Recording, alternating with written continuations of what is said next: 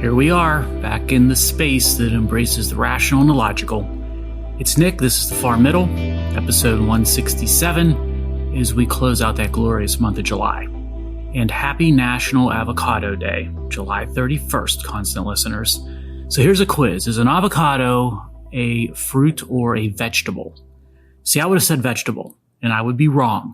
The avocado is in the fruit family, and what a fruit it is. I love them, especially when the avocado is just ripe enough. Have to catch them on the right day, not too early, not too late.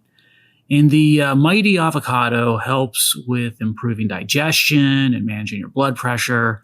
It mitigates arthritis, lessens depression, and it tastes great. And a big fan also of avocado toast, one of California cuisine's best specialties. Now, some of you may know an avocado face mask is a popular natural skincare treatment that uses mashed avocados as the primary ingredient because they're rich in beneficial nutrients as well as antioxidants and all kinds of other things. So it's an excellent choice for nourishing and hydrating the face. Now, I've never tried that, and I'm not going to. I see the avocado and I want to eat it, not wear it. Anyway, California is the largest producer of avocados in the U.S. So let's get rolling by making a connection to California with our sports dedication. And this goes to the first family of California homegrown sports stars, a brother and sister who grew up in Riverside, California, and who achieved the highest levels in basketball. I'm talking about the Miller siblings, Cheryl and Reggie. Cheryl Miller, the older of the two, was a small forward, averaged over 23 points a game at USC in Los Angeles, and led Team USA to a gold medal in the 1984 Summer Olympics in Los Angeles, coincidentally. Number 31 won 2 NCAA championships at USC, but injuries to her knee curtailed her professional career thereafter, though she was a TV analyst and WNBA head coach, and was an inaugural member of the Women's Basketball Hall of Fame in the late 1990s. And she's considered one of the greatest women's basketball players ever. And she's a great ambassador for women's basketball. Now, her younger brother, Reggie, went on to play college basketball at USC's crosstown arch rival, UCLA. And he also wore number 31 through his pro career after he was selected by Indiana in the first round of the 87 NBA draft. And when he ended up retiring, he held the NBA record for the most career three-point field goals made overall. Since then, a guy named Steph Curry, who was a prior Far Middle dedication recipient, passed him for career three-pointers along with a few others. Reggie, like his sister, won Olympic gold. He did it in the 1996 Summer Olympics, and his number 31 was retired by the Pacers. And Reggie Miller is clearly the Pacers' greatest player of all time. And once again, following in the footsteps of his sister, Cheryl, Reggie became a TV basketball commentator. It's just weird how similar the Millers' career details are. Both were number 31s. Both had their numbers retired, USC for Cheryl and at the Pacers for Reggie, respectively. Both played college ball at LA schools. Both won Olympic gold, and both worked TV. And now both are in Halls of Fame. Miller family legend has it that Cheryl used to beat Reggie in games of one-on-one prior to his career. And according to Reggie, they quit playing when he could finally block Cheryl's shots. And Reggie credits his signature unorthodox shooting style to his sister and those one-on-one games when he had to develop an arc to make it over his sister's shot blocking. Yes, indeed, our dedication for episode 167 goes to the Millers of Riverside, California, Sister Cheryl and brother Reggie, basketball royalty. This discussion of the Miller siblings got me thinking about a connection to assessing the state of professional athletics today. There's so much debate in the public square about this topic, and I might have a little bit of a different view of this, particularly with respect to how I try to break it down and assess. You see, I categorize professional sports into 3 broad stakeholder categories. You've got the game itself, you've got the athlete, and then you have the league. And those 3 groupings, they are not in any way, shape, or form the same story. Now, with respect to the game itself, much has changed from generations ago and even from the games in the Big 4 sports when I was a kid watching them. That's true for hockey, football, baseball, and basketball. Hockey went from a much more physical game back in the day to a high-scoring game during the era of Gretzky and Lemieux, back to defensive, low-scoring-minded game. Hello, New Jersey Devils and the Trap, if you guys remember that for you hockey fans, to what it is today with everything from the dynamic McDavids of the league to the relentlessly methodical grind of the Florida Panthers system, which is an approach, by the way, that won a Stanley Cup this year. Pro football, went from an activity that was outright blood sport, predicated on defense and the running game, to the high-flying and exciting back-and-forth drama of today. And baseball evolved from a game that was often pitcher-dominated in the 60s, the 1960s, to an era of contact hitters and 300 batting averages with the greats like Brett and Rose and Carew and Gwynn, to what we've got today where everything basically is based on the long ball and bat exit velocity. Heck, you never even see a pitcher toss a complete game these days.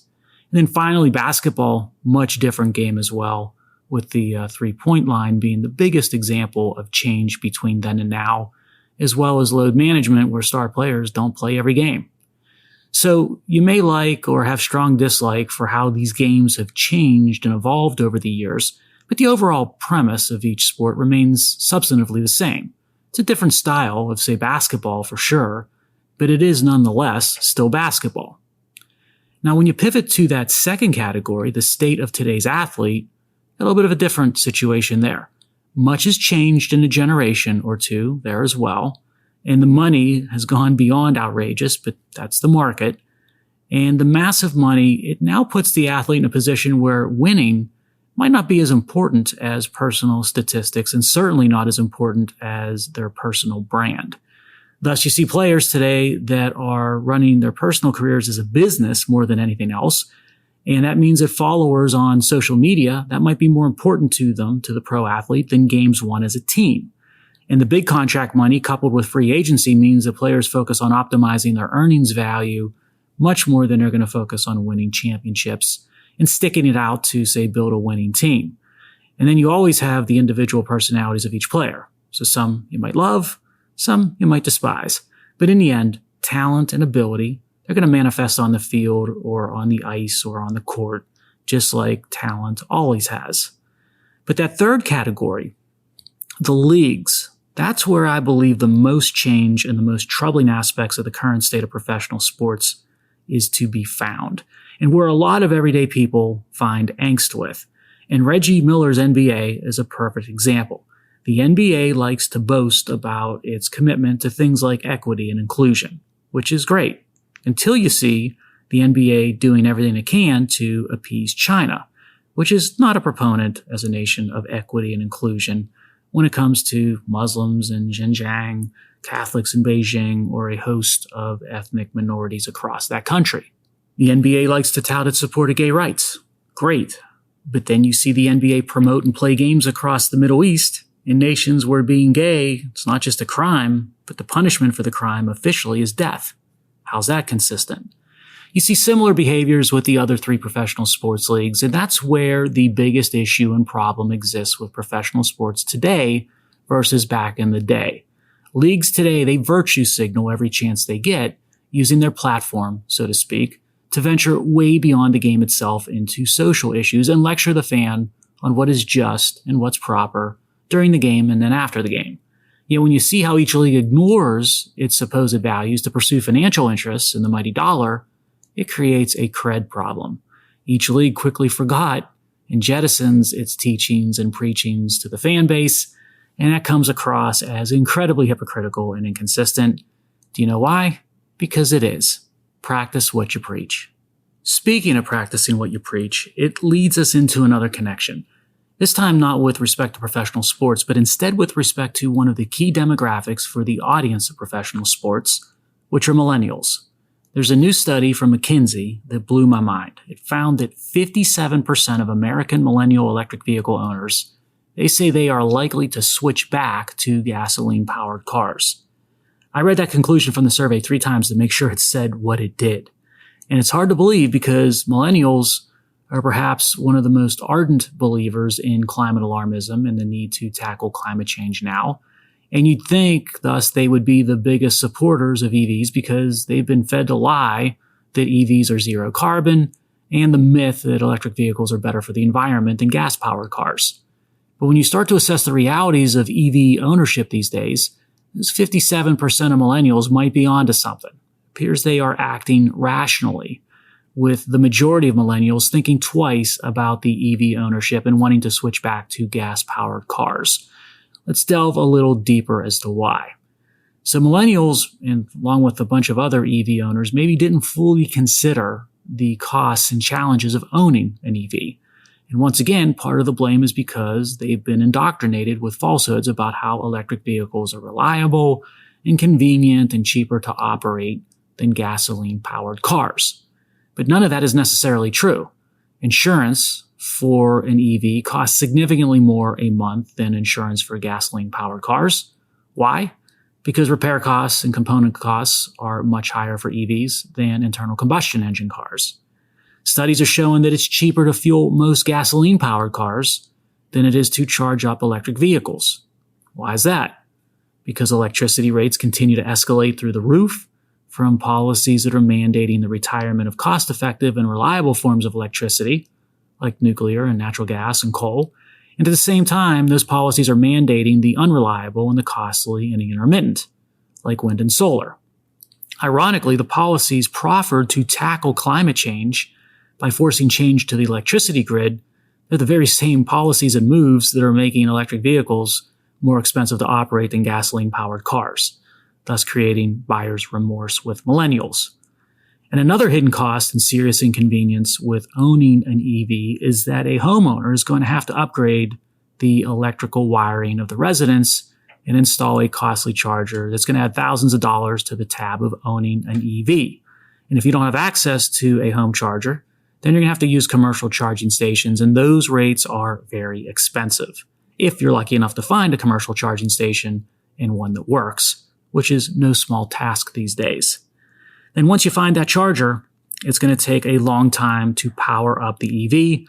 It can take more than 10 hours to fully charge a battery, and that's going to crimp your lifestyle, especially for families. And here's another ugly truth surfacing when it comes to electric vehicle ownership. EVs, they lose their resale value more quickly than gasoline-powered cars because the batteries of the EV can degrade or become damaged easily, and the battery is perhaps the biggest cost component of the electric vehicle itself. And that risk hits the resale value of the electric vehicle. Auto analysts are now noting that when it comes to used cars, buyers in that market are not going to pay a premium for EVs, and they're going to view EVs as less valuable and riskier than gasoline-powered cars. The business journalist Alicia Finley did a wonderful job walking through and summarizing these different points about the comparative costs and risks associated with electric vehicle ownership versus gasoline-powered cars for that demographic known as millennials. And those realities and the math associated with them, they do not bode well for the future of EVs when it comes to driving consumers. Because if you can't win over the millennials, you're going to have a very difficult road, pun intended, for widespread EV adoption, which is why policies today focus more and more on mandating electric vehicles so that consumers have the choice taken away from them. Yes, indeed it appears as if millennials, they're figuring things out as rational human beings when it comes to the truth and the realities and the dollars and cents of electric vehicle ownership, which fits nicely into our next connection, which is how voters are navigating and thinking through what's going on with the term that's been in the news more and more, lawfare, as akin to warfare. I've had a slew of constant listeners asking me to comment on the felonies of President Trump that were handed down by the New York court system earlier this year, early summer. And this involved the hush money incident with the porn star Stormy Daniels. Now, some constant listeners that are asking this are anti-Trumpers, asking to understand how people can still vote for a convicted felon. Other constant listeners who are pro-Trump are asking for thoughts in a discussion on how the system was rigged to wage lawfare and how that represents a threat to our form of Republican democracy. And that's with a small r, not a capital R, as in a political party. And in classic far middle responsiveness to our constant listeners' needs, let's break down what's going on with those guilty verdicts in New York and President Trump. And I'm going to start this conversation like I typically do when it comes to current presidential politics by stating that the quirks of President Trump that might be extremely unlikable to many, they should have nothing to do with what happens in our criminal justice system. You can be loud and brash, at times obnoxious, and frankly a jerk, but that does not make you guilty or even more likely to be exposed to criminal indictment. And that shouldn't matter whether you love President Trump or you despise him. At its core, the charges against President Trump in New York are, to be kind, highly suspect, and likely were bogus. Hush money payments to Stormy Daniels, they were not illegal, and no one in the legal community disputes that. And documenting those payments as legal fees, now that was indeed a crime. But in New York, that crime is a misdemeanor, and the statute of limitations for that misdemeanor ran out years ago, I believe in 2019. So President Trump couldn't be charged with that. Again, mislabeling the hush money payments as his legal fees. The legal community, they agree on that point as well. So where does this leave us? Well, the falsification of business records goes from a misdemeanor to a felony, which carries a longer 5-year statute of limitations, only when done with the intent to conceal the commission of another crime. Now, this was the pathway that the New York prosecutors became hyper-focused on because it was the only pathway that they could find a way to charge and indict President Trump. But the prosecutors still needed another crime to make their case. What's unbelievable, to me at least, about the trial was that the indictment handed down by the district attorney didn't specify a single specific crime that was commissioned as a result of the falsification of the business records. That's right. Instead, each juror was allowed to pick from one of any of 3 theories, meaning that the president might have been convicted by a jury that individually had each juror arrive at the verdict by picking a different crime that was committed by applying a different legal theory. Think about that. The jury may have not had a majority view on a single crime and single theory to find criminal guilt. And instead, the jury may have individually selected different specific potential crimes and individual legal theories associated with them to come up with the verdict of guilty. That is insane and frankly scary for anyone who would be subjected to the same type of process. That's not justice.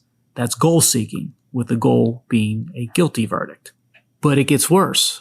As the trial started to reach its conclusion, prosecutors honed in on a New York statute that makes it a crime to attempt to influence an election through unlawful means. That was one of the avenues for indictment and for conviction. And the prosecution's theory was that the hush money payments to Stormy Daniels and then the labeling them as business expenses or legal fees, they were all designed to hide from voters President Trump's bad acts and poor decision-making ahead of the election in 2016. Now, let's assume for the sake of the prosecution and the New York judicial system that he did indeed do that. But there's one detail that makes the whole theory illogical or a non-starter. The payments that were made to the lawyer, Michael Cohen, that were categorized as legal fees, which again is against the law, those were made after the 2016 election, not before it. So to say that the business records crime was done with the intent to influence the outcome of the 2016 election, when in fact the categorization of the payments as legal fees was done after the 2016 election, shows that the conviction of President Trump under such a theory, that's not going to work. And increasingly, there are more and more journalists who are concluding that the conviction is much more of an abuse of a system with the intention of affecting an election, but it being the 2024 election, than what President Trump was convicted of in the New York court system for the 2016 election. The agenda of New York DA Alvin Bragg raises concerns too. He publicly campaigned to hold Mr. Trump and his family accountable. He wasn't so much pursuing the enforcement of law and accountability for particular crimes, but instead he was pursuing a specific individual. An individual, by the way, who was and is running for president. And the judge in that trial, I believe it was Judge Merchan, had some issues of his own when it came to ethics because he made a contribution to a political group supporting President Biden and opposing President Trump in the 2020 election. And that's a no-no, a big one under the rules of judicial conduct in New York. At a minimum, the judge should have recused himself from the trial because the appearance and presumption of not being sort of objective and of being biased were shattered. But he didn't recuse himself, and he presided over the conviction, which taints the legitimacy of the conviction further. And by the way, it's only fair to point out that Hillary Clinton did close to the exact same thing that President Trump did with no accountability. Remember, her campaign paid a law firm more than $1 million that was used for payments to a third party to produce what's known as opposition research in what became famously known as the Steele dossier. Those payments were falsely described as legal services and legal consulting, and the Federal Election Commission fined the Clinton campaign $8,000 for the violation, while Hillary Clinton walked away without any repercussion. The payments involving President Trump and his attorney and the adult film star were smaller, yet the precedent that was followed for Hillary Clinton didn't seem to apply at all when it came to Donald Trump. Different rules and different standards for different people. That's not what you find in stable legal systems. The reason many people, from the pro-Trump crowd, obviously, to the Republicans who even dislike Trump, to independents and even some Democrats, the reason they're all troubled by what happened in the New York court system is that it appears as if it was all done to harm an opposing political party or candidate. That's what you expect to see in banana republics and in places like Russia and in places like Iran or China. A functional, stable Republican democracy, it doesn't do that. Hey, if President Trump committed legitimate crimes, then he should be held to account, pure and simple. But what happened in New York with its criminal justice system, it's not that. And I think objective thinkers can agree on that, no matter what the political affiliations or personal views of the individual known as Donald Trump may be. Let's leave the topic of constant listeners weighing in and asking about thoughts on the New York courts and President Trump's conviction to the next connection, which is the second most popular question of late that I receive from constant listeners and from attendees at speeches. So many a person has pinged me with current thoughts, offering both theirs and asking about mine on the stock market and current state of investing. In looking at macro data objectively, you have to be a little bit worried as an investor in the stock market these days. I'm sure bargains are to be had with cheap stocks here and there, but generally I see a series of problems in front of us or approaching rapidly. First, the major stock indices, they're near or at all-time highs, and lofty valuations are found across all the major indices. Downside exposure to a correction keeps growing at every fresh record high. Volatility in a market, as measured by the VIX, which is sort of the standard proxy for volatility, it's essentially at 20-year lows. There's no fear in the market, which creates a little bit of fear in me, frankly, because it's always calmness before the storm. And those prior 2 points result in high risk and low potential reward. Today's returns may not come close to compensating for the risk involved, and investing is all about risk and reward.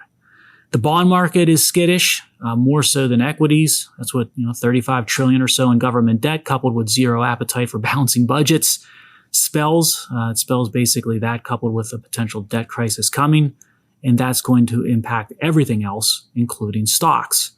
And bigger problems exist with government debt, by the way, in the EU than even here in the United States. France and Italy is two examples. They could burn down any day now with regard to their sovereign debt situations. And then the November election, it's going to be contentious. It's going to be close, whatever unfolds, and it's likely to spook markets, not assure them. The Federal Reserve and the European Central Bank, the ECB, they're both stuck with their policies. They need to cut rates to keep debt service costs lower, but inflation isn't going away. Now what do you do? Geopolitics, best word there is scary. It's going to remain so and likely worsen. China, Taiwan, Iran, and the Mideast, Russia, Ukraine, the world could be thrown into crisis from any of those individual conflicts or stressors. Look, I've been wrong about this for a while, so take the view that I just gave you with a big grain of salt. But the worry keeps growing larger by each contributing risk and in the aggregate, and it seems to grow larger every month. I have that sense that the data around us are saying caveat emptor, and that's fancy Latin, by the way, for buyer beware. And when you invest in the stock market, you are buying a piece of companies. So beware. Time to wrap it up. Now, all the money you make investing will take us into a final connection to celebrate what happened on this air date, July 31st, back in 1792. That's when the cornerstone was laid for the first U.S. government building. What do you think it was? It's where the money you use to invest was and is physically made, the U.S. Mint. Now, what city saw the first Mint building? Philadelphia, constant listeners. And the U.S. Mint remains with its presence in Philly to this day, not far from the Liberty Bell. You be sure to keep your presence with this podcast and stay connected to that far middle.